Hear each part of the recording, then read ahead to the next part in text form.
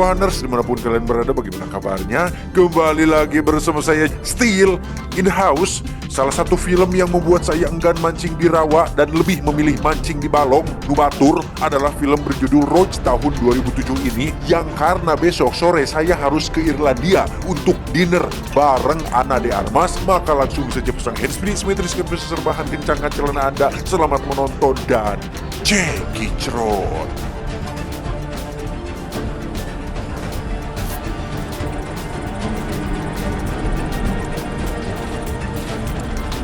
Berlatar di negara kanguru yaitu Australia, cerita diawali dengan memperkenalkan seorang jurnalis asal Amerika bernama Pat, dieja Pete, yang baru saja tiba di sebuah tempat terpencil yang merupakan lokasi wildlife river cruise atau semacam tempat wisata pelayaran sungai satwa liar, di mana Pat dan beberapa turis pun akan melakukan trip atau perjalanan dipimpin oleh seorang ahli satwa bernama Kate yang memiliki seorang anjing yang ikut juga dalam perjalanan tersebut.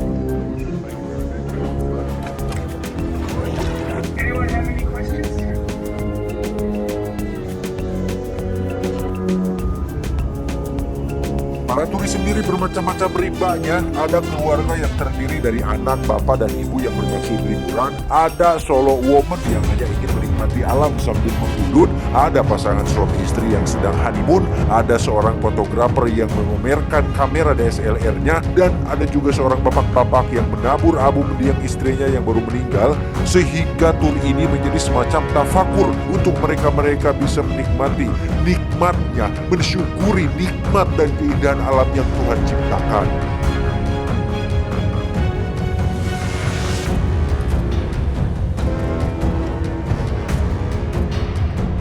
Dalam perjalanan mereka sempat terhenti untuk melihat beberapa turis yang sedang memberi makan seekor buaya yang ternyata bisa melompat tinggi, sehingga satu turis pun bertanya kepada Kate tentang apakah mereka aman di atas perahu. Kate pun menjawab bahwa buaya lebih sering hidup di air, maka selama mereka tidak masuk ke dalam air, maka buaya tidak akan berbahaya. Justru yang berbahaya adalah buaya yang hidup di darat, punya hasrat, hawa nafsu tinggi, lapar akan mangsa yang segar, dan yang paling sering jadi korbannya adalah kaum Hawa, termasuk Teh Yuli.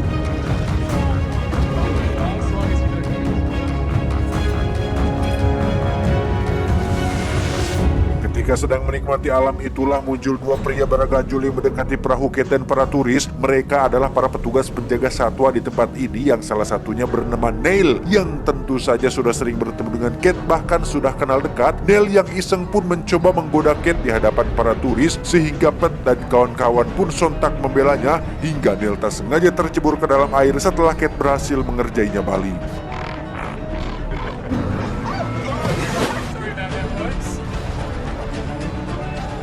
Masuk ke kawasan sungai tenang yang berada di antara tebing-tebing tinggi, salah satu turis mencoba mengabadikan momen tersebut dengan merekamnya, yang secara kebetulan tak sengaja melihat ada muncul suar di kejauhan, yang setelah suar kedua muncul dan mereka semua melihatnya, bisa dipastikan bahwa ada seseorang yang sedang membutuhkan pertolongan.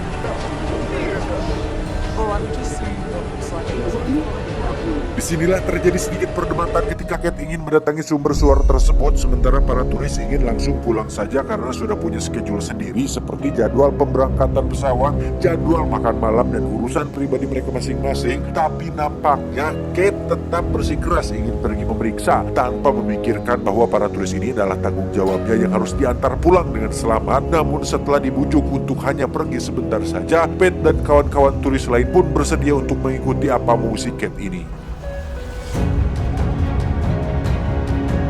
Jalur yang mereka lalui pun mulai sepi dan menyempit, sehingga Kate akhirnya sadar jika titik ini adalah tempat keramat yang jarang dilalui oleh para turis, di mana Pat yang mendengar hal itu pun seketika memiliki firasat buruk, tetapi cukup dipendam dalam pikirannya saja.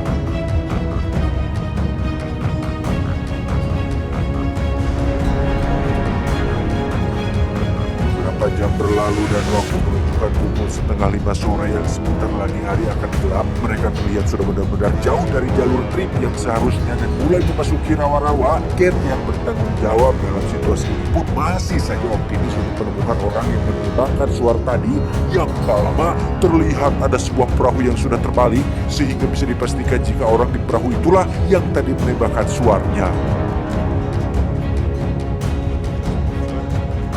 Entah kemana orangnya, tapi Ken dan kawan-kawan yang masih melihat hal itu pun tiba-tiba saja dikagetkan oleh seekor buaya yang muncul dan melihat ada sebuah pulau kecil di dekat mereka. Ken langsung melajukan perahunya ke pulau tersebut sehingga pada akhirnya Ken dan para turis harus terjebak di sini dan mustahil pulang dengan kondisi perahu yang sudah mengalami kebocoran parah.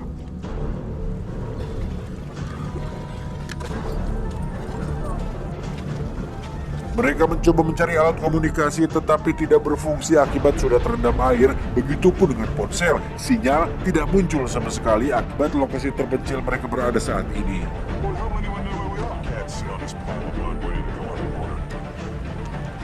Dengan fakta bahwa hari sudah semakin gelap dan air pasang akan menenggelamkan pulau kecil ini, si Bapak Kumis pun ngide agar mereka semua berenang ke daratan, di mana salah satu turis yang merupakan suami dari si wanita berkacamata ini pun mencoba untuk mencegahnya tepat saat si fotografer mendapatkan respon dari radio, tetapi tiba-tiba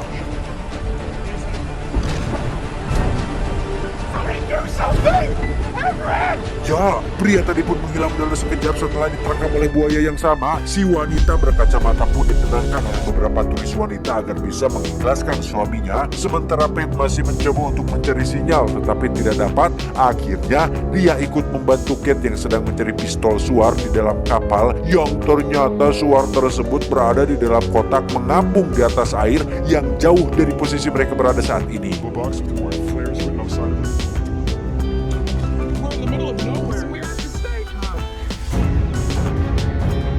Ken menjelaskan bahwa tempat ini merupakan wilayah teritorialnya si buaya sehingga mereka semua resmi menjadi target bangsa si buaya yang tidak akan menyerah sampai mendapatkan mereka semua.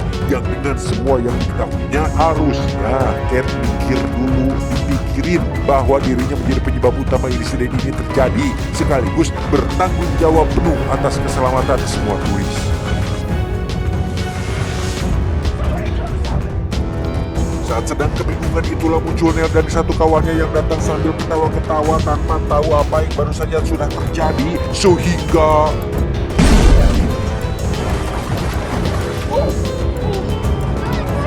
Neil berhasil selamat sementara kawannya sudah menghilang dan pasti sudah menjadi santapan si buaya, dan yang tersisa di atas air hanyalah 2 ekor entok yang sudah mati yang tadinya dimaksudkan untuk memberi makan buaya-buaya yang ada di sungai ini. Cerita malam pun poe.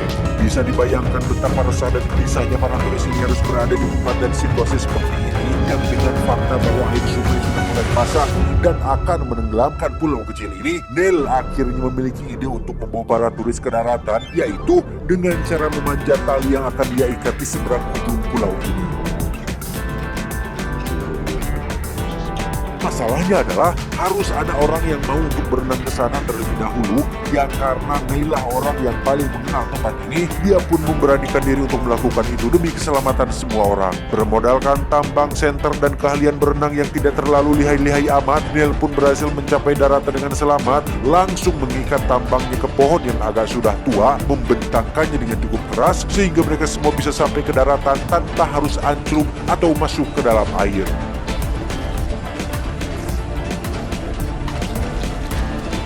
Jarak dari pulau ke daratan sebenarnya kalau diperhatikan tidak terlalu jauh-jauh amat lah, tetapi karena sebagian dari para turis ini tidak bisa berenang, dan jikalaupun itu berenang dan dilakukan secara lama, kemungkinan akan memancing si buaya datang untuk menyergap mereka semua.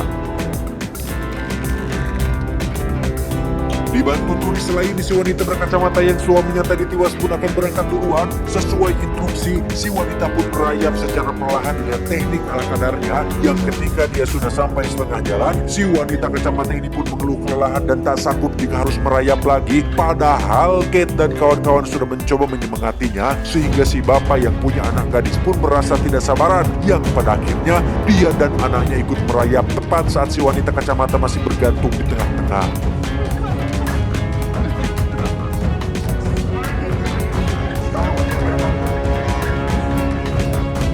Pada momen ini saya pribadi pun ikut gerget ketika si ibu kacamata malah merengek kelelahan, malah mewek, padahal dia hanya bertinggal beberapa langkah lagi menuju ke daratan, di mana saat Neil akan membantu, senternya pun tak sengaja terjatuh dan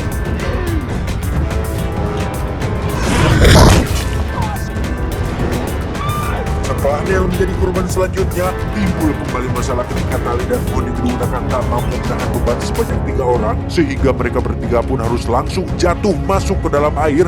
Tapi beruntung karena si buaya sedang sibuk mengurusi si Nel, mereka pun berhasil kembali ke atas pulau.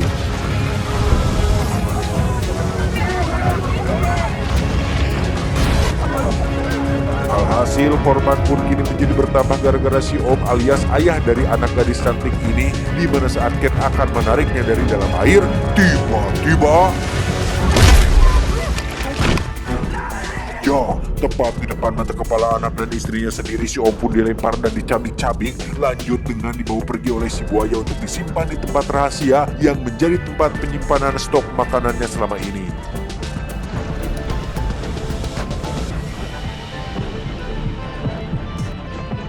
Si fotografer sendiri tak sengaja menemukan kotak berisi 1 kerat minuman beralkohol, di mana dia merupakan tipikal orang yang kalau lagi mabok justru kecerdasannya akan meningkat dengan memberikan ide brilian dengan akan membuat sibuk si buaya menggunakan 2 ekor entok atau bebek yang dibawa oleh Nel dan 1 kawannya, sehingga ketika si buaya sedang sibuk-sibuknya, hal itu akan memberikan waktu bagi para turis untuk berenang menuju ke daratan.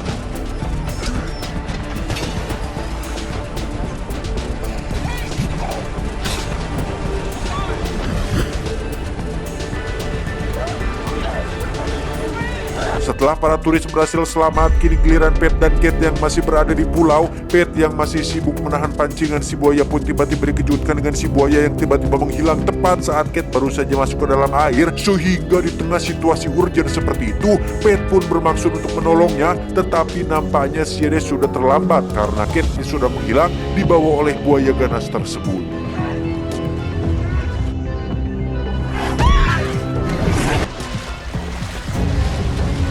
Tersisa Pet dan guguknya si Cat, dia berteriak mencari para turis lain yang sudah lari jauh mungkin dari tempat ini. Egois memang, tapi wajar demi keselamatan keluarganya masing-masing. Tiba-tiba guguknya si Cat berlari ke dalam sebuah goa yang ternyata merupakan sarangnya si buaya raksasa. Yang hal itu terbukti ketika banyak sekali jasad korban yang berserakan dengan bentuk tubuh yang sudah hancur tercabik-cabik. Pet berhasil menemukan Cat dan memastikan dia masih hidup meski mengalami luka yang cukup serius. Yang ketika Pet sedang akan menggendongnya keluar dari serang ini, tiba-tiba muncul si buaya untuk menyantap semua mangsa yang sudah ditangkapnya.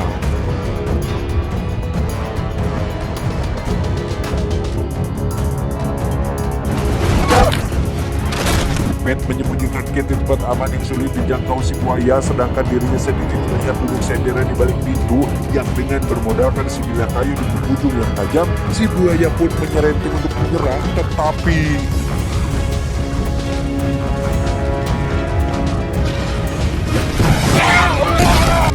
dugaan Pet sang jurnalis berita berhasil membunuh si buaya. Setelah semua selesai, barulah tim medis dan bantuan datang.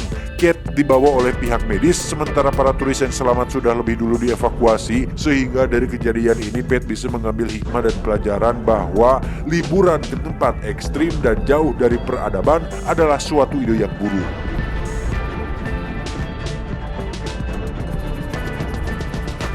Peristiwa ini sempat menjadi berita viral pada masa itu dengan narasi seorang turis yang berhasil membunuh buaya ganas, di mana Pet sendiri dikabarkan meninggal dunia 2 hari setelah kejadian itu gara-gara tak sengaja melihat seekor kecoa yang karena kaget dia pun terjengkang ke belakang dan kepalanya terbentur gagang termos dengan cukup keras yang akhirnya membuat dia mengalami gegar otak dan tewas meninggal dunia menemui ajalnya. Tamat ending yang cukup membuayakan. Wow, jadilah seseorang yang profesional dalam hal pekerjaan atau apapun yang memprioritaskan apa yang menjadi tanggung jawab dan kewajiban diri sendiri. Namun di luar dari alur film ini ada pula pesan yang bisa kita ambil, yaitu apakah Anda penyayang binatang? Sudah tahu buaya masih saja dipertahankan. Saya mewakili para buaya darat yang tidak punya modal untuk bertindak, mengucapkan terima kasih dan sampai jumpa di video selanjutnya. Adios, Balon Helium Alexandra Dadadio.